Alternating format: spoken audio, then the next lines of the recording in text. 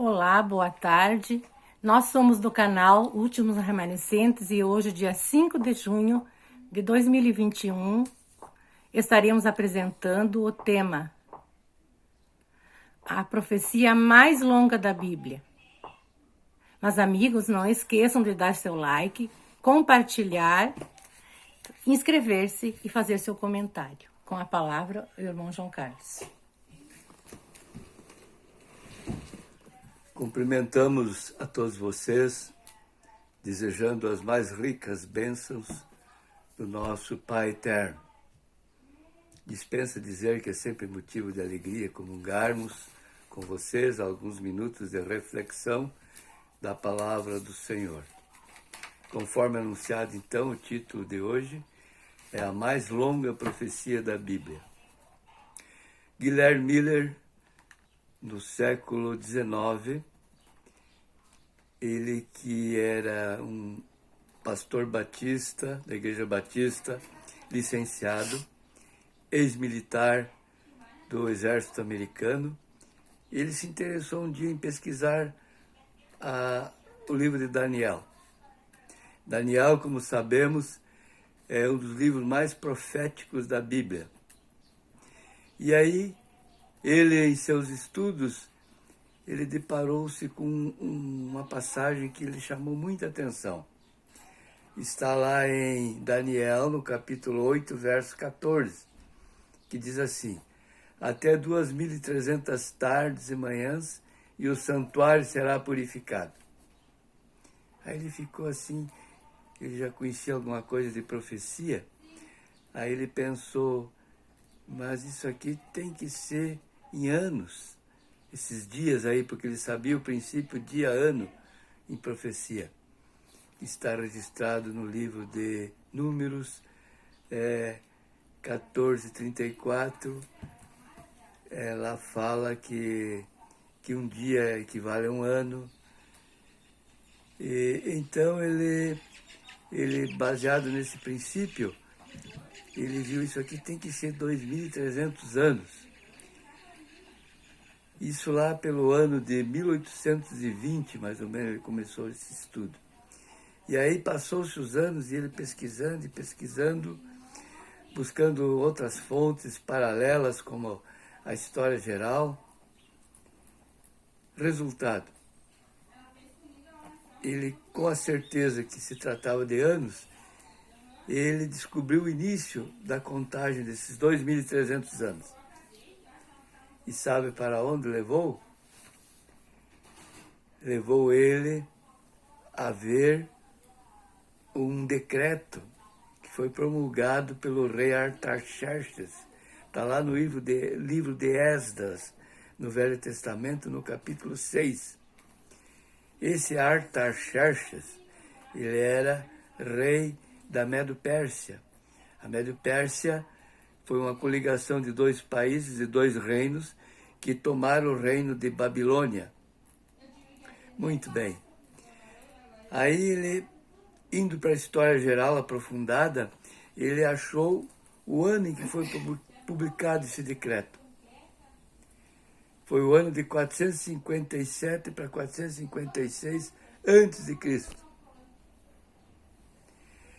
Muito bem, achando o começo, daí a coisa se tornou mais fácil.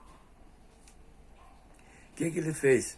Continuou lendo ali os versos a seguir de Daniel, porque Daniel, no capítulo 8, ele ficou preocupado também com as visões que ele teve ali, inclusive com essa profecia longa. Aí ele orou e no restante do capítulo 8 ele fez uma oração bem fervorosa e bem longa. E no capítulo 9 aparece a resposta da oração dele. O anjo Gabriel, enviado por Deus, veio e se apresentou para ele. Falou para ele: olha, Daniel, tu é um homem muito amado do céu. No início da tua prece saiu a ordem para eu vir te revelar essa profecia. E aí, amados, a partir do verso, resumindo aqui porque é longo demais, a partir do verso 24, o anjo passa a revelar para ele. E, e aí, entre as palavras que o anjo falou, o anjo disse que depois nos outros versos, 25 até o 27, ele fala ali, a partir do 24, que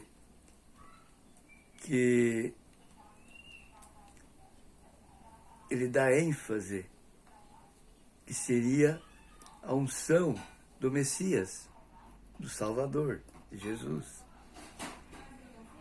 Porque ele fala da unção do Santo dos Santos. Muito bem. Aí, em continuação, ali a partir do verso 24, ele também revela para o Daniel que após 62 semanas e mais uma, ou seja, 69 semanas, haveria a unção do Messias, de Cristo. 62, então, e mais uma dá 69. Aí Miller fez o cálculo. 69 vezes 7 dá 483 dias. E profecia, como já falamos, seria 483 anos. Fazendo a contagem do ano 27, que é o início, perdão, do ano 457 para 456 a.C., que é onde saiu o decreto do rei Artaxerxes, leva isso aqui para onde? Para o ano 27 depois de Cristo. Se você fizer o cálculo aí, vai aparecer o ano 27, porque são 483 antes de Cristo. Chegou a zero quando Cristo nasceu e depois a diferença começa a contagem crescente.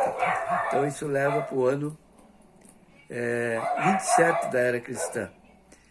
Aí ele viu, mas isso aqui não pode ser o nascimento, porque Cristo já existia. Cristo já estava com cerca de 30 anos, segundo os estudiosos. Embora o calendário gregoriano, que é o que se usa atualmente, ele tem uma diferença de 3 anos da contagem. Então, Guilherme concluiu, não, isso aqui com certeza é o batizado de Cristo. Foi batizado por João Batista, ele já tinha 30 anos. Muito bem. Aí, o que aconteceu? Guilherme Miller não teve mais dúvidas que até ali ele estava certo. Mas do ano 27, então, já foi descontado, no caso, 483 anos dos 2.300. Aí, se você acompanhar o cálculo aí, eu estou fazendo mentalmente, 2.300 menos 427 vai dar 1.844, se não me falha a memória. Mas a profecia prosseguiu. O anjo diz, ou melhor, revela a Gabriel, que ali no versinho 26, que o Messias, o ungido, ou seja, Cristo, firmaria um concerto com muitos por uma semana. Uma semana são 7 dias, ou 7 anos. Diz também que na metade da semana ele faria cessar o sacrifício lá do templo. De que forma? Com a morte dele. Com a morte dele não teve mais validade os sacrifícios lá no templo de Salomão. Embora os israelitas continuaram fazendo sacrifícios, porque eles não aceitaram a Cristo, mas perante Deus já não tinha mais validade. Então, por isso que o anjo falou que cessaria os sacrifícios com a morte de Cristo, óbvio. Muito bem. Então, Miller também, aí não foi difícil para ele calcular. A partir do ano 27, firmaria um concerto com muitos por uma semana. 27 mais 7 leva para o ano 34, depois de Cristo. Aí Miller pensou, mas teria que ter acontecido alguma coisa nesse ano 34, senão fica uma data solta, sem um fato que a concretize.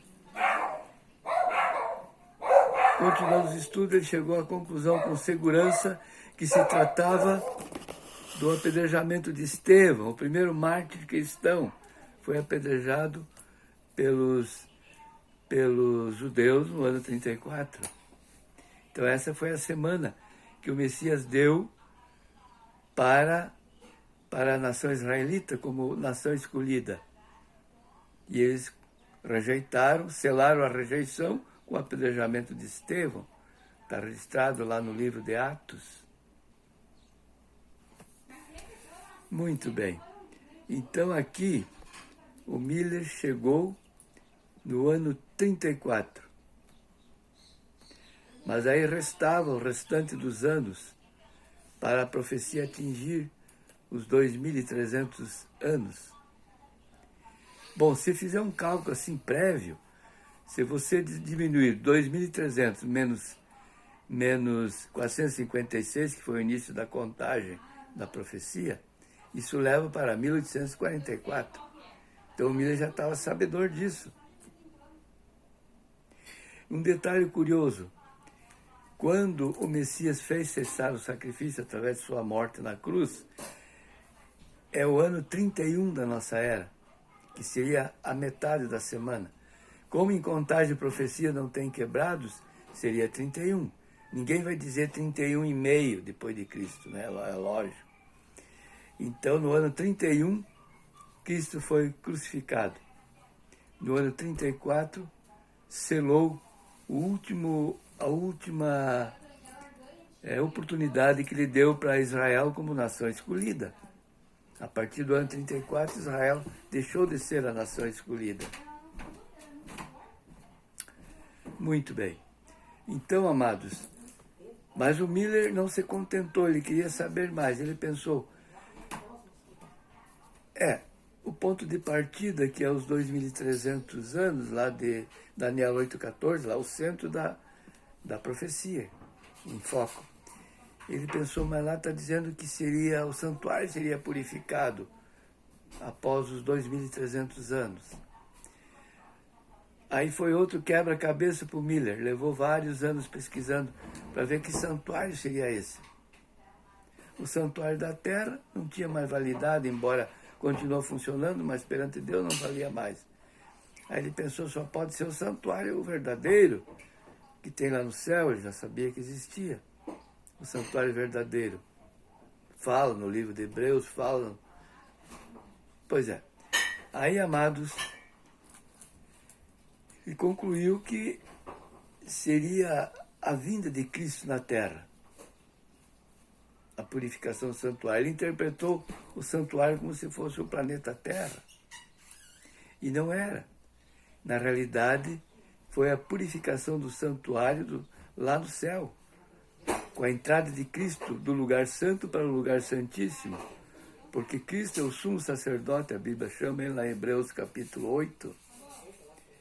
O sumo sacerdote nos dias de Moisés, e mesmo antes de Cristo, quando ainda estava invalidado o Velho Testamento, só o sumo sacerdote entrava uma vez por ano no lugar santíssimo do santuário, lá, que foi dado a Moisés. E Cristo, ele era uma figura de Cristo, ele representava Cristo. Então aí Miller se perdeu aí, em termos do acompanhamento da profética. Ele interpretou esse santuário como se fosse o planeta Terra. Conclusão final. Ele passou a pregar que Cristo voltaria em 1844, que é onde leva os 2.300 anos. 1844. E aí a pregação dele começou a incendiar na época a Europa, os Estados Unidos, e pregando a volta de Cristo. Só que ele esqueceu também que aquele dia e hora ninguém sabe, nem os anjos do céu, Jesus falou, né? Somente o Pai saberia. Né? Muito bem. Jesus não veio, foi a grande decepção que eles tiveram. Muita gente vendeu tudo e empregou dinheiro na pregação do Evangelho e ficaram praticamente sem nada. O Miller foi um dos primeiros a cair fora do movimento quando ele viu a frustração, Cristo não veio. Mas ficou uma semente ali daquele movimento de Miller. E eles não desistiram e ficaram pesquisando e orando e jejuando para saber onde tinham se enganado, porque o cálculo estava certo. O Miller acertou tudo, o cálculo, só errou o acontecimento final. Aí, após algum tempo, eles descobriram, na própria Bíblia, que essa purificação do santuário é lá no céu, conforme nós já falamos, porque o santuário da terra era purificado uma vez por ano, e o santuário da terra, a Bíblia diz que era uma cópia daquele lá do céu. Então aí eles concluíram que Cristo, lá no santuário, sai do lugar santo e entra no lugar santíssimo, que o santuário, nós sabemos que é assim porque o da terra era dividido também, era uma fiel cópia daquele. Então ele entrou no lugar santíssimo, aqui na contagem, que lá no céu não existe tempo, mas aqui na terra existe. Aqui era 1844, quando Cristo levanta-se da direita do Pai, percorre o santuário e entra no lugar santíssimo, como sumo sacerdote nosso. E lá ele está intercedendo por nós diante da arca verdadeira que existe lá, porque tinha uma também no santuário do Moisés.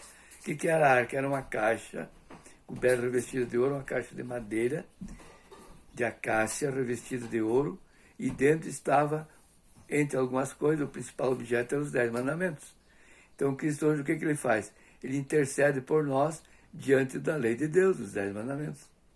E ele vai ficar lá até o dia que ele sair para vir buscar aqueles que o aceitarem como Salvador da vida. Entendeu? Que maravilha a palavra do Senhor.